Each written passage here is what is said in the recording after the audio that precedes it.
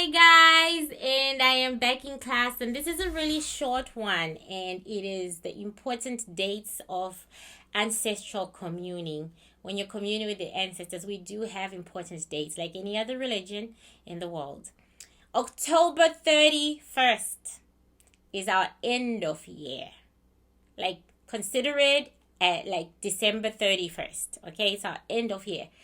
And on that day, God releases all ancestors, whether they are in the peak or they are in the left or the right.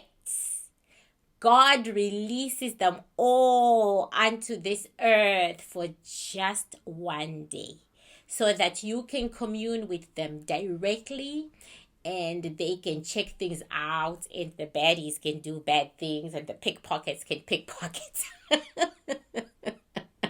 Anyway, they're out for one day. And on that day is your biggest dinner. So usually I do mine 3 a.m. on the 31st, and it is my biggest dinner. And if I could do for the superior ancestors and the secondary ancestors at the same time, I would, but mine I just do.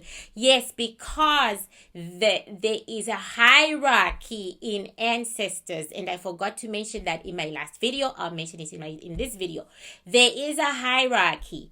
The ancestors of tobacco are the seniors, and the ancestors of the waters are the juniors. And you can never talk to the juniors without talking to the seniors first, because the juniors won't hear you. But you can talk to the seniors without talking to the juniors. Does that make sense? So doing tobacco altars is a must. Doing water altars is a sometimes, maybe yes, maybe no, because there is a hierarchy. With time, the ancestors of the water, they become the senior ancestors, and a whole new bunch of ancestors of the water come through. There's a hierarchy, there's a system. But on the 31st, right, it's our day. The 31st of October is our day. So you can go to town and you can do all the altars, and you can add extra food. You can make gumbo. You can go wild. The way we treat Christmas is the way we treat the 31st of October.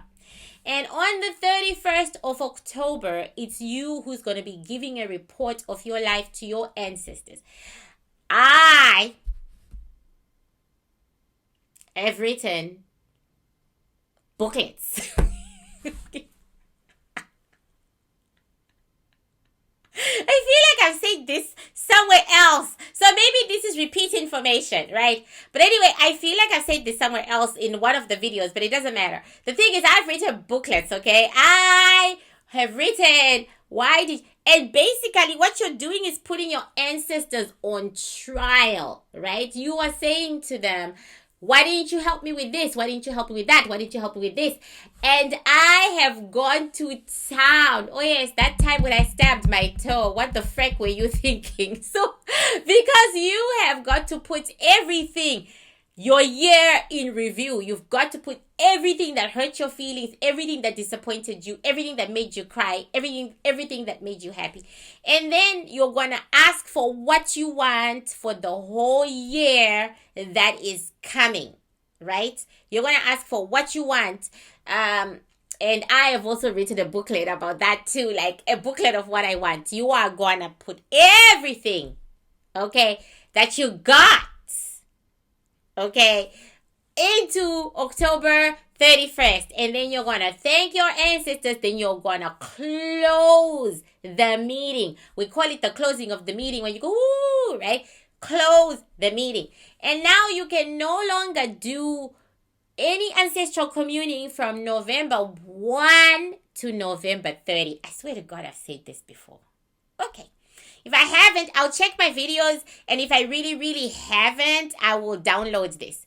Anyway, from November 1 to November 30, there is no ancestral communing. None, because the ancestors are sleeping, except the bad ones. So from November 1 to November 30, the dark side is having a great time. Okay, they are totally wreaking havoc on your asses. They are totally doing some shit, okay? And you cannot do anything about it. So be sure to ask your ancestors for protection on October 31 so that the dark side doesn't finish you off in 30 days.